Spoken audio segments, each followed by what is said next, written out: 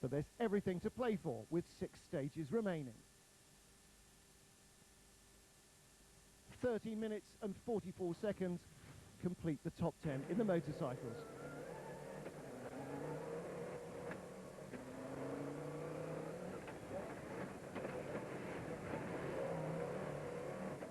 Carlos Sainz's Volkswagen Race Touareg was the first car on the stages today, and that was part of his problem.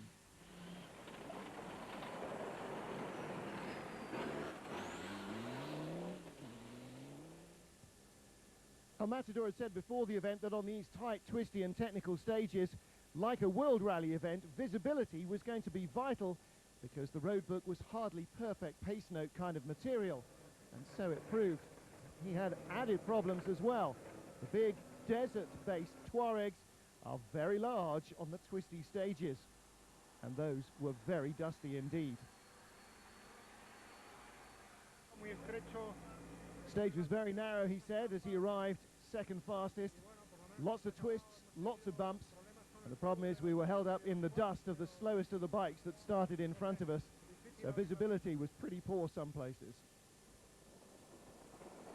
His Volkswagen teammate Janil de Villiers was third fastest on the stage after being slightly lowly and disappointing 6th on the first passage control. He ended the day 53 seconds off the lead, but nearly a minute and a half had been lost earlier in the stage, so a good recovery in the closing stages.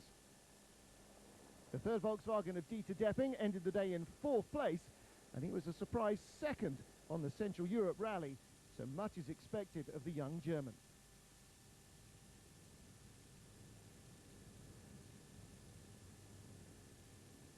Mitsubishi's outgoing Pajero may be just a little nimbler perhaps than the Volkswagen, but it's been lacking in development while they work on the new diesel Pajero, and that may be starting to pay. 50 metres to the right, says Stefan Peter Hansel's co-driver. Right. Some tight, twisty and confusing junctions. If you don't get them exactly right, they'll cost you vital seconds. 6th on the stage, Peter Hansel said, "I'm a little tired after that. We lost a little time, and then we had a puncture near the end, so we lost another 3 minutes. He's 4 minutes 44 seconds adrift by the end. So the beginning wasn't easy, but it was very beautiful. Technical and very beautiful." So if he wasn't the winner and the Volkswagens weren't, well, that leaves really one man, Luc Alphonse. Alphonse Pajero was fastest through the test, but by the tiniest of margins, just 2 seconds ahead of Carlos Sainz in the Volkswagen. And the physical exertion of the ex-skier and now desert and road racer was clearly telling. Alphonse looked exhausted. Quick visit to the medical check,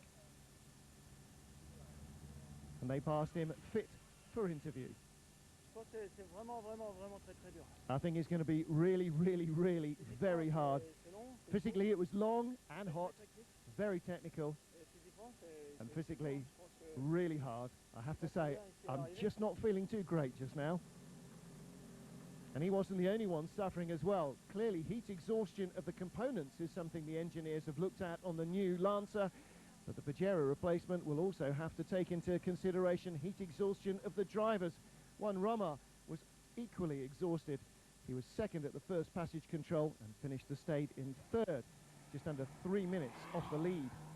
Behind him, the best of the BMWs, Nasser Al-Attiyah and his Portuguese teammate Felipe Campos was strong in the morning. Al-Attiyah faded a little during the afternoon, but not as badly as French BMW racer Guerlain Chicherit, whose door came open after just a few kilometres, and the car was a dust bowl thereafter. Luc Alphonse leads overnight then by 2 seconds. It could hardly be closer. Well, while the stars were dealing with the dust and the heat, some had other worries. This is the bowler Wildcat, a Portuguese privateer Antonio Sousa. A gentle roll, he should be back on his wheels and out of the stage once the recovery trucks arrive. Wildcats are made of tough stuff. We should see him on stage 2 tomorrow. So too Leonid Novitsky. He had a really troubled time in his BMW X3 on the Central Europe Rally. And going logging on the first stage of the event probably isn't going to help him much here either. The second day stage totals 230 competitive kilometres, looping close to the Spanish border, and it's going to be a test of accuracy and technique. It'll be hotter as well. So after the first day of the first ever Pax Rally here in Portugal, cars and drivers receiving attention in Pax Rally. Catch up with all the action tomorrow.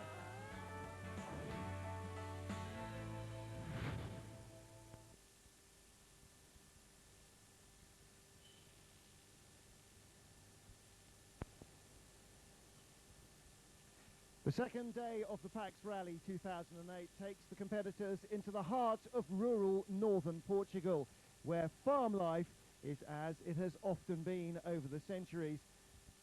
Villages dotted around the rugged hillsides, and history at every turn.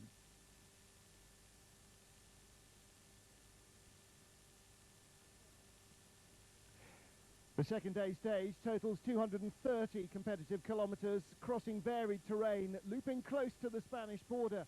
It'll be a real test of accuracy and technique on tight, technical tracks where experience counts.